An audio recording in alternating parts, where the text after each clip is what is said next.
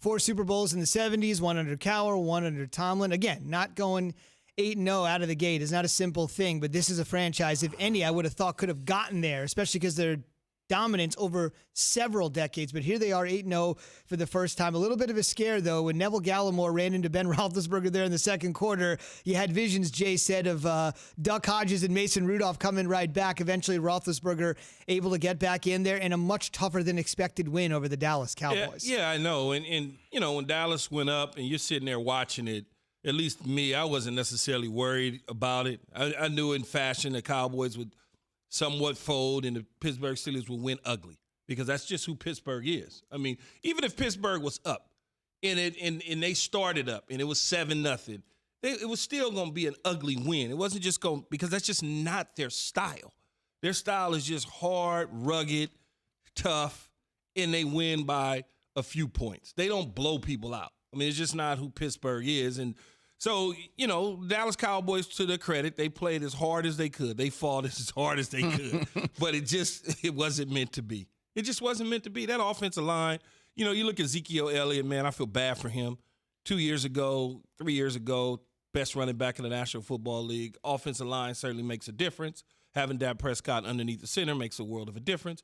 And now Ezekiel can't even get out of his own way. But he got his money. No, but Yeah, but we're not even talking about the money side of it because the money side of it is in the back pocket and in the bank now, right? It's about winning and living up to the expectations. And when I can't get the necessary yardage or the touches that I need to be able to do what they paid me to do, I don't feel good inside, even though I got the money. That's the way athletes are. We got our money. We good. Now let me ball the same way I ball to get the money. Let me ask you as a fan, though, just as a fan. Is it the idea that simply if you got Garrett Gilbert back there, I mean, I guess I don't have to be Dick LeBeau to realize you rush everybody at Garrett Gilbert, and as a result, what's Ezekiel Elliott going to do? I mean, it still doesn't feel good, though. You know, it doesn't matter who the quarterback is. When you paying me this type of money, I want to contribute, and I want to be a part of it. I don't want to just wear a jersey. I mean, that's how, at least from my perspective, the athletes think. Well, I would say this. That's fair to say. It's time for Straight Talk, brought to you by Straight Talk Wireless. The Cowboys might be America's team. Ben says the Steelers are something else. I'm not trying to take any shots at anybody, but if you didn't know who America's team was, you should have seen the stands and all the terrible towels. Dallas may be America's team, but we'll be the world's team because we got fans everywhere and they're the best in the world. Straight Talk Wireless, no contract, no compromise. You sort of said that last week. Look out for the terrible towels. Absolutely. I knew that. Everybody knows that. Pittsburgh Steelers fans travel all over the world. I don't know where they come from, but they travel all over the world. Between the Cowboys, the Raiders, and the Steelers, you see them everywhere. I mean, if you go through the airports before we got to the pandemic on the weekends when we would travel back and forth to ESPN, you go through the airport on a Friday night or a Saturday, full of Pittsburgh Steelers fans going somewhere to a damn game. I'll say this. Watching the first half last night, I'm like, all right, Gilbert's coming out here. The Cowboys looking like they belong. What? Kind of shocking. Shocking that they look like they belong. But also the Steelers understanding at times they played to their competition to a degree, Key. And then watching Big Ben get hurt. I just sat there. I literally was having orange juice, and I almost spit my orange juice out when I saw that his knee give out. And I got worried because him going back to the locker room. But even after the game was over, Key, I walked away saying, yes, the Steelers are 8-0. But after watching the Chiefs, I'm like, all right, the Chiefs are still the best team in football. Even though the Steelers are undefeated, I'm not ready to give them that mantle yet because they're undefeated. See, you said something that made my eyebrows move up. The Chiefs are the best team in the AFC. Don't know if they're the best team in football. I know they're the best team in the AFC. I don't know about the best team in football because that team I saw last night, That's fair. They may have something to say about that. You know, they just may have something to say about it.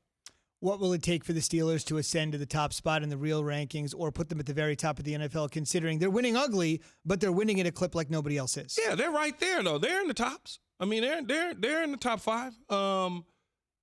You know, the interesting thing about Pittsburgh is that they're 8-0 right now. And as they continue to move forward, they're going to get to 9-0 and 10-0 and presumably 11-0 and 12-0.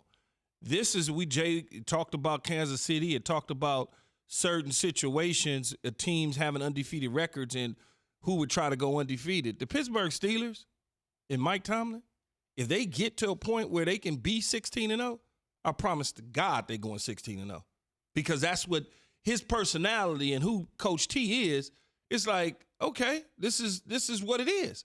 We gonna push it to 16-0. So if they get to 13-0 or 12-0, that pressure to go 16-0 is gonna be on them, but they're gonna relish it because that's something I believe that they would like to do if they had the opportunity to, as an organization as well as a head coach. I thought a couple of weeks ago we were getting into an argument about this. I thought you said that if you get to that point where you get like 14-0, 15-0, that you start to think about, do I rest Big Ben? But there's that psychologically of Mike Tomlin? No difference. So Mike T is the type of dude that just his personality is like, we gonna get to 16-0 by resting our guys and doing what we need to do to keep everybody healthy, but our eyes is gonna be on 16-0, if that makes any sense to you. Do just enough. Do both. To do both in just enough. But you got to remember, too, also, they're probably going to have to go to length because of Kansas City. Kansas City has one loss, and Kansas City right now is in the second place. So, therefore, with this new divisional conference deal, there's not 2 byes. There's only 1 bye. So, the undefeated team or the team with the 1 loss gets that bye. And right now, the undefeated team is Pittsburgh. So, Pittsburgh's got to go all the way to be able to get the first bye. Now remember their game got postponed with the Titans. They played at a later date, so Steelers don't have a bye week.